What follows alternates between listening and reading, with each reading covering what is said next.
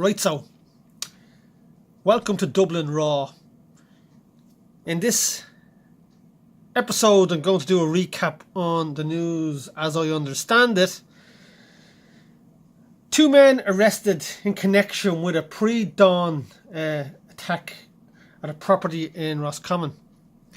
Now, from the news I've seen, a private security firm with no PSA licence, working illegally in the Republic of Ireland from Northern Ireland, attempted to take back property for a bank, a well-known bank in Dublin, KFC, whatever it's called.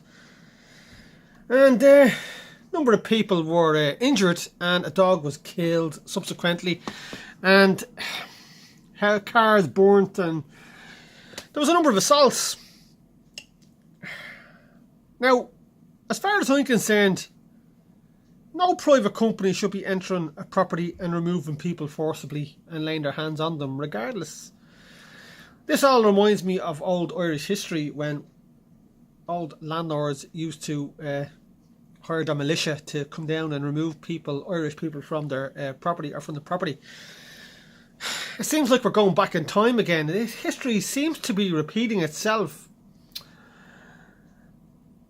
This is horrific. There's no other words to describe what it is we're seeing here as I read it here. I've seen the video, I've seen the footage. I'll share a link to it below.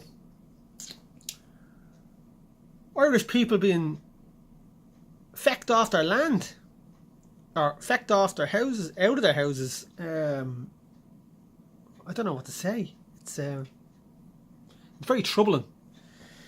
What's even more troubling is the current Taoiseach, Leo Varadkar, is on the side of this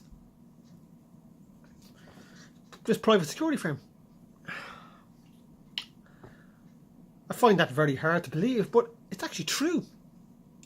He's attacked a member of Sinn Féin, mentioning balaclavas and all sorts of jazz. I don't know what to say, See, this is going to galvanise now the countryside, like people who are in situations like this. And they're going to take matters into their own hands, because the Gardaí were on site and didn't do anything about it, which is ridiculous. The fact that they didn't do anything about it and said it's a private property, they can't do anything about it, is laughable. Irish citizens being assaulted by people who aren't legally supposed to be down there working, who are employed by the banks. It's a total bank war. I'd urge all the diaspora who are seeing this in the world to intervene and help in some way with this issue. There's a housing crisis in this country. It's been ongoing for years, and the current government haven't got a Scooby-Doo what they're doing. Or they do know what they're doing, they just don't care. They're looking after their pals, and that's what we're seeing here. So have a look at the links below. Make your own assessment of the situation, because it's not on mainstream media, because they won't cover it. They won't. As far as they're concerned, the banks are right, the mainstream media.